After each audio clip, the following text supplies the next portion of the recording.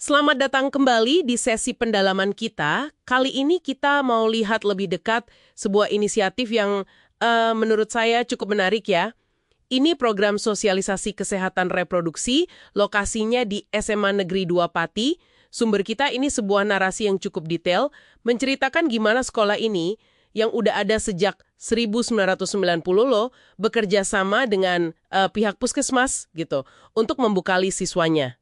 Jadi, misi kita hari ini, ya kita coba pahami bareng-bareng apa sih yang bikin pendekatan mereka ini unik dan mungkin efektif buat topik sepenting ini. Oke, kita coba bedah ya. Kalau dilihat, intinya itu ada di visi kepala sekolahnya, Pak Sudarto. Motonya bagus nih, generasi sehat, masa depan hebat.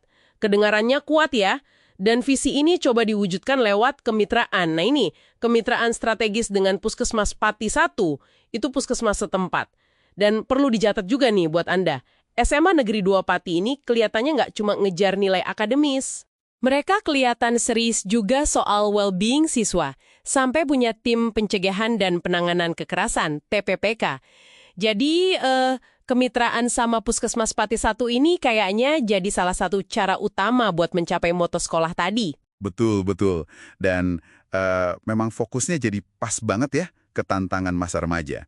Kita tahu kan masa remaja itu periode yang ya penuh perubahan. Fisik, psikologis, rasa ingin tahu tinggi, dan kadang ya itu, ada potensi pengambilan resiko juga. Nah, tim dari Puskesmas Pati 1 ini, yang dipimpin Dr. Muhammad Hanif Wicaksono, sepertinya paham betul. Paham kalau metode ceramah biasa itu seringkali kurang ngena gitu ya buat anak remaja. Oh gitu ya. Terus gimana mereka ngakalinnya? Apa yang beda dari pendekatan mereka? Nah ini dia. Jadi alih-alih pakai metode ceramah yang mungkin agak satu arah ya, mereka lebih memilih pakai pemutaran video pendek gitu. Kuncinya, video ini dibikin ngikutin tren visual, gaya bahasa yang lagi hits di kalangan remaja sekarang. Tujuannya jelas, biar materi Cashpro yang sebenarnya kompleks ini jadi terasa lebih ringan, lebih nyambung, dan gampang dicerna gitu. Menarik. Jadi relevansi sama dunia remaja itu jadi kata kuncinya ya. Selain cara penyampaiannya yang pakai video kekinian itu, materi apa aja sih yang dibagikan, yang dianggap penting buat mereka? Iya, relevansi itu penting. Nah, soal materi, ini juga disusun dengan baik. Komprehensif, jadi nggak asal info aja, tapi terstruktur dalam 4 pilar utama, saling mendukung satu sama lain. Oke, 4 pilar ya. Coba kita lihat lebih dekat pilar-pilarnya ini untuk Anda semua. Pilar pertama itu soal pubertas dan perawatan diri. Ini kayak fondasinya gitu ya. Isinya pemahaman dasar sistem reproduksi, terus dikenalin juga konsep kesehatan reproduksi remaja atau KRR, sama pentingnya jaga kebersihan diri sehari-hari. Terus, pilar kedua, ini cakupannya lebih luas. Kesehatan dan pencegahan penyakit. Fokusnya tentu ke edukasi pencegahan PMS, HIV/AIDS, tapi yang menarik, mereka juga masukin isu kesehatan lain. Contohnya TBC, tuberkulosis. Ini nunjukin kalau pandangan kesehatannya itu lebih utuh ya, nggak cuma soal reproduksi aja. Oh iya, jadi lebih holistik ya pendekatannya. Oke, lanjut ke pilar ketiga. Sip. Pilar ketiga ini masuk ke area perilaku bertanggung jawab. Nah, ini mulai menyentuh aspek yang lebih kompleks mungkin ya. Misalnya, resiko nikah dini, terus konsekuensi seks pranikah, atau yang sering disebut seks bebas itu. Sama bahaya nafsa, narkotika, psikotropika, zat adiktif. Ini pembahasannya udah nyangkut ke kesehatan fisik, mental, sosial, bahkan kultural remaja. Lengkap ya. Dan pilar terakhir yang keempat. Pilar keempat itu pemberdayaan dan komunikasi. Tujuannya ini lebih ke praktis ya, gimana membangun rasa percaya diri remaja, terus membekali mereka dengan skill komunikasi, khususnya komunikasi asertif.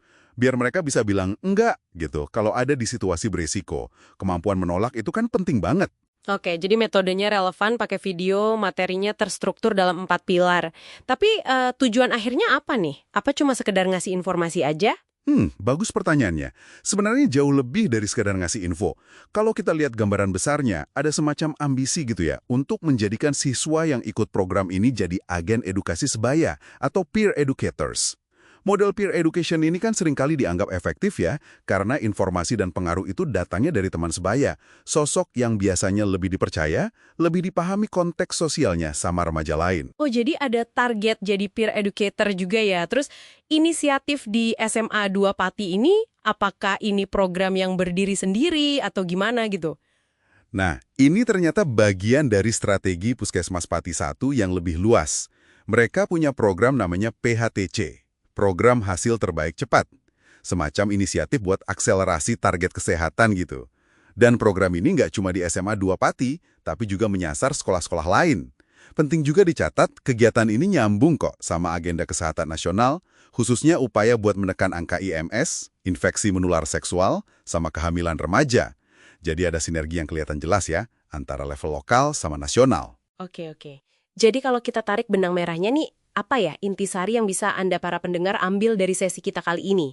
Ini bukan cuma cerita sukses satu sekolah aja ya, tapi lebih kayak contoh. Contoh gimana visi kepemimpinan yang jelas, tadi itu generasi sehat, masa depan hebat, terus kolaborasi yang erat antara sekolah dan puskesmas, dan juga pemilihan metode komunikasi yang pas banget sama sasarannya, yaitu remaja. Pakai video tren, terus ada potensi peer education, semua ini bisa bersatu padu buat ngatasin isu kesehatan remaja yang, ya kita tahu, cukup kompleks. Iya, tepat sekali. Dan mungkin ya, dari sini muncul satu pertanyaan reflektif buat Anda semua.